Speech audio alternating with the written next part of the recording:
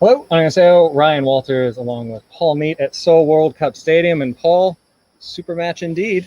I think it was. It was a game that had two teams that struggled to really carve out clear-cut opportunities. Mm-hmm. But what it did also have is a player who can carve out something out of completely nothing. And Han Seung-gi's done that not just once this season, but three times, really. Yep. All three of his goals for Seoul this season have been quite good ones. And today, it was probably the best of the bunch. A tremendous goal. Instantly, the few folks that were here, the few of us that were lucky enough to take this in person, you could just hear an audible gasp as soon as that went in. Of just, did that just happen? Because it was a wonderful goal, tremendous, and obviously the highlight of this one. But I think on the whole, it was pretty evenly contested, yeah? I thought it was, and I thought that was why it needed a goal like that to really, really seal a victory for any of those two teams here. But yeah, it was an interesting game. I thought both teams had spells of possession but they just didn't really know how to make it count, particularly Suwon. Yeah. They clearly are missing Adam Taggart, and the Adam Taggart of last year. Yeah. He's had a decent goal return this year with 5, but still, it's very clear that they are missing someone to really rely upon, like they have done for a number of seasons. They had Dayan 2 years ago, Adam Taggart last year. This year, didn't have anybody. Well, Kirpich got the start up there, and just to be frank, just looked off the pace, just didn't look up for it tonight. Was subbed off in the 53rd minute, so didn't get too much time into the second half either. And like you say, Suwon really, based on what they were doing, they looked great to come out. I mean, that first goal was an own goal for Suwon, really came against the run of play. Suwon just came out all guns blazing, looked good, were getting chances, but they didn't really have anybody to convert.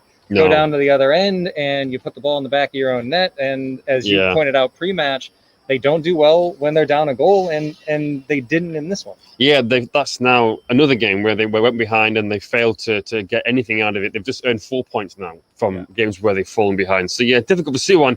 And with another huge game going on elsewhere, at the moment, I believe it's at this time of recording, it is 0-0 between Busanai Park and Incheon, which would mean for Incheon, if they were to get at least a point, the gap is now just 2 points, which is really, really concerning for Suwon Bluewings, because not so long ago, they looked like they were pretty safe. Incheon with this revival, phenomenal for them, but for Suwon Bluewings, very worrying.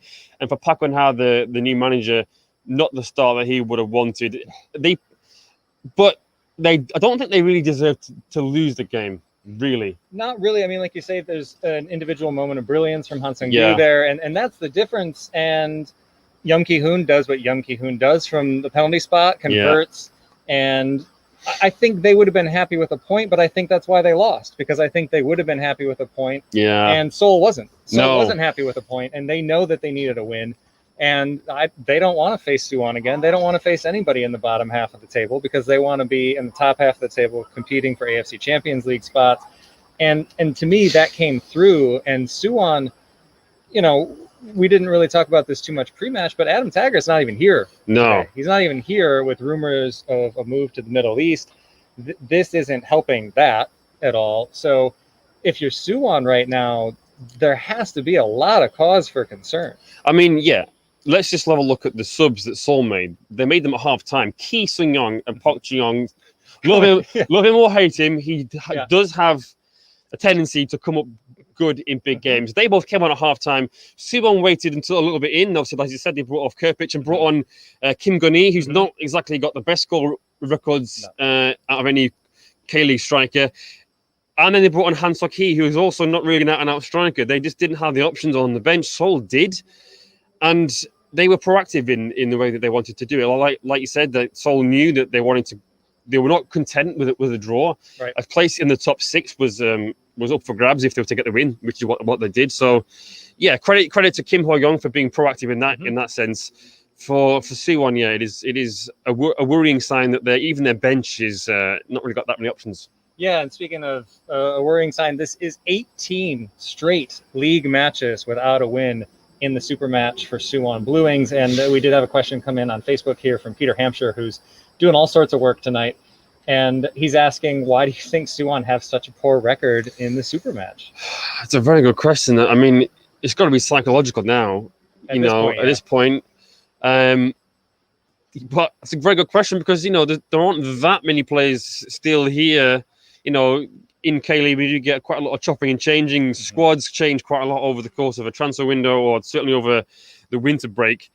So you wouldn't think that it would matter too much, but it's just, it's like, I don't know, a hoodoo, a curse. Something's not right. And, they haven't won here, as we said earlier. They haven't won here since 2014. So it's a good question. Maybe they just Seoul just have their number.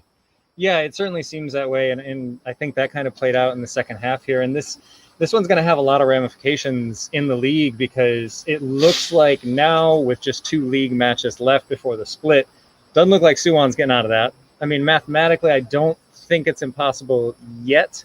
We're just finishing up the match here, don't have the league table in front of us, but I think they're going to be facing Incheon, and I think those that make the schedules, if they're doing things the fun way, we're going to see Incheon Suwon on the last day of the season. And that would be good. That might be the greatest of great escapes. I mean, imagine, we see this from Incheon every year where they do this, but imagine if they can do it and they can relegate a team and to Suwon. What I will say as well, Cho Sung-hwan is the new manager at Incheon, and he guided Jeju to second in 2017. But if he was to keep Incheon in the division, that would be his greatest achievement as a manager, without a doubt. Especially considering where they were, shortened season, everything else that's going on right now. Yeah, so again, we're doing this obviously before Incheon's results go final, but for Suwon tonight, what answers do they have moving forward? How do they move on from this? It's a very good question. They're going to have to try and find a combination, or try and find someone that can score for them, or at least try and keep clean sheets, because if goals are hard to come by, you have to make set pieces count, but they're not even doing that either. Yeah. So I don't know. A concern, Daniel Henry's obviously injured as well, otherwise he would have played. He's been a big loss for them. If he can be back fit in time towards the split at least, then they might have a chance. But I don't know where the goals are going to come from. Yeah, ultimately. Yeah, and then the other end of it, to kind of try to end on a positive here, FC Seoul getting another win, and this is Ki Sung-young's first win since coming back to K-League. Is this a sign of things to come? Are they going to be able to keep this up? It depends what they do in midweek against Incheon, because we've seen it before where they picked up a win, and you wonder whether they can kind of build on that. But away to Incheon in the form that they're in.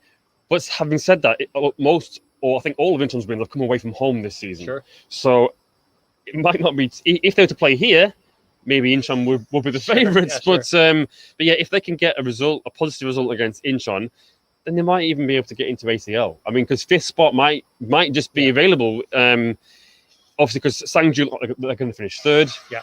And if any of the other teams in the top half of the table win the FA Cup, obviously you've got Jeonbuk, Ulsan, and Pohang also in the FA Cup, and Songnam. So if Songnam win it, then obviously not. Yeah. But if the other 3 teams do win the FA Cup, then 5th spot is open, and Seoul are only 3 points behind Daegu now. Yeah, and Jeonbuk's got to do something to salvage their season, right? Well, exactly. We'll talk more about that at another time. But anyway, a pretty entertaining match on the whole here. And like you say, I think slightly hard done by Suwon, but FC Seoul have a difference maker right now. And Suwon, to just call it what it is, they really just don't. They do not, yeah. And I think that's why this one ended 2-1. But that is it from us here tonight. We've got all sorts of things coming up this week. There is midweek action. There's K-League 2 on Monday. There's K-League 1 on Tuesday and Wednesday. And then next week, it's the last round before the split. It is ridiculously tight in the middle of the table in K-League 1, so those midweek fixtures are going to be absolutely massive. We'll have it all covered on KLeagueUnited.com, and Paul's going to be taking over podcast duties this week, doing all sorts of stuff there. So for now, from Seoul World Cup Stadium, I'm Ryan Walters, Paul Neat. Thanks so much for watching.